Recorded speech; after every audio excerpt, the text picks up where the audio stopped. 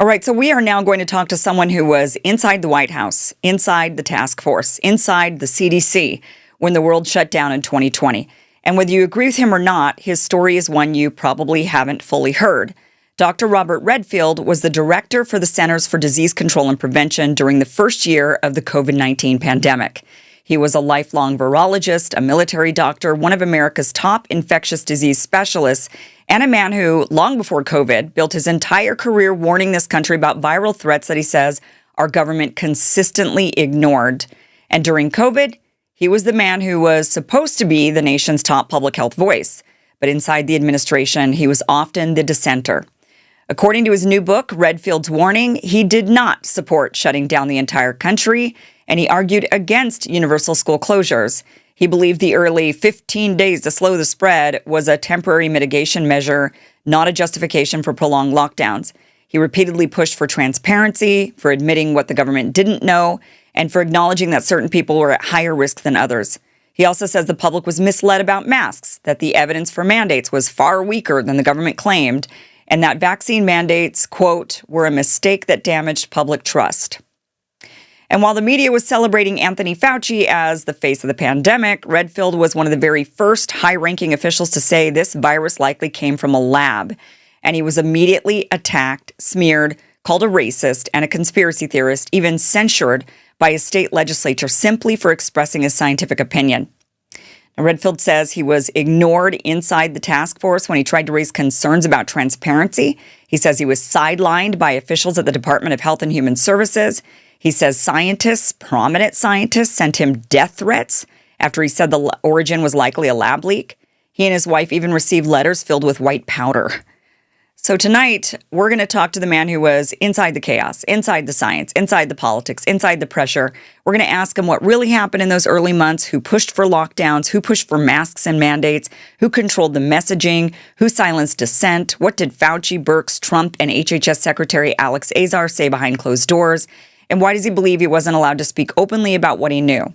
We're also going to talk about something even bigger. His new warning, Dr. Redfield says the next pandemic could be deadlier and could already be emerging, and that millions of Americans could die if we don't confront what he calls the ongoing failures inside the U.S. public health system.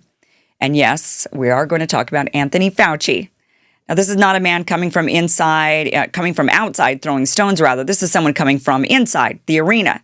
This is someone who is in the meetings, in the briefings, in the crisis rooms, and this is someone who says that if we ignore his new warning the same way the government ignored his warnings in the past, then millions of people could pay the price. But first, you know that stubborn ache that never quite goes away, the one that ice, heat, or pain pills barely touch? What if you could target it at the cellular level instead of just numbing it? That's exactly what TheraBlue was designed to do. TheraBlue is a next-generation pain-relieving peptide gel that works deeper than the skin's surface. Powered by molecular delivery technology, it delivers peptides and botanicals directly into muscle tissue for legit, lasting relief. Its hero ingredient is a copper peptide that promotes collagen synthesis, reduces inflammation, and helps accelerate repair. NAD Plus restores cellular energy to aid recovery, while methylene blue protects your mitochondria and supports endurance. Natural extracts like MSM, turmeric, white willow bark, arnica, and ginger soothe inflammation, while menthol, camphor, and eucalyptus oil deliver instant cooling relief. It absorbs fast and leaves your skin refreshed, not greasy. Apply a thin layer, massage until absorbed, and let your body experience lasting recovery. Get $30 off by visiting twc.health/Kim and use code Kim. Move freely again with TheraBlue. Dr. Redfield, welcome to the show. Thank you for being here. Thanks for having me, Kim. Walk us through the early days of COVID, if you don't mind. How did you guys find out there was a virus, and what was the initial reaction to it? Well, I got a phone call from my office in China when I was on a family vacation that they had 27 cases of a new respiratory illness that wasn't SARS and wasn't flu. And that really began a discussion that I had with my counterpart, George Gao, who was the head of CDC China. And he confirmed that he had 27 cases of a new respiratory illness that wasn't SARS or flu. And they all came from the wet market. And I remember asking George what his case definition was. And he said it was people without SARS or flu that came from the wet market. And I said, George, then by definition, everybody came from the wet market. You need to go outside of the wet market in Wuhan and look for new infections throughout the city. And he went ahead and did that. And a couple of days later, told me he had hundreds of cases, and it had nothing to do with the wet market. So that's how it all started. I was very apprehensive when I became CDC director that we were at high risk for a respiratory pandemic. So my antennas were very high. And very rapidly, as this pandemic started, George had said there's no human to human transmission, there's no asymptomatic infections. Unfortunately, both of those turned out to be incorrect. That there was obviously aggressive human to human transmission, and a majority of COVID infections were asymptomatic. And that's important because our initial response was based on the fact that this was SARS-like, therefore no asymptomatic infections, and therefore we developed a public health response that focused on sick people. In reality, a majority of the people that were getting infected were non-sick. So we had really the total suboptimal public health response based on our misunderstanding of the pandemic at the beginning. So when you say that he told you everyone came from the wet market, but you were really the first public official to say, this looks like it came from a lab. What made you believe it then came from a lab if he was telling you, if your counterpart in China was saying everybody came from the wet market? Well, the way this virus affects humans, in other words, SARS and MERS, the two previous coronaviruses, they went from a bat to an intermediate animal and to humans, but they never learned how to efficiently transmit human to human. So if you look at SARS today, as we look 22, 23 years later, there's less than 10,000 cases in the world. And same with MERS in 2012, 13, there's less than 10,000 cases. These viruses didn't really know how to go human to human, but efficiently. But the COVID virus immediately was one of the most infectious viruses we've seen, probably right behind measles. So to me, it made me wonder whether or not this virus was taught how to infect humans. And if you looked at the literature, which I did in 2014, the Wuhan lab published that they succeeded in teaching coronaviruses to infect humanized mice and through the H2 receptor. And so they clearly were working on trying to make these viruses able to infect human tissue. So to me, it was the way the virus acted in humans that made me conclude as a virologist that this was not a spillover event similar to the other coronaviruses that we'd seen that, as I said, even to this day, haven't learned how to efficiently transmit among humans. And so you voiced your concern and said, this looks like maybe it came from a lab. And what was the reaction to that? Well, I had conversations, for example, with Tony Fauci, where I said there's two hypotheses. One, it was wet market spillover, and the other came from the lab through gain of function research, and that I favored the latter. Tony favored the former, and people just disagreed with me. I was very disappointed. I didn't know this at the time.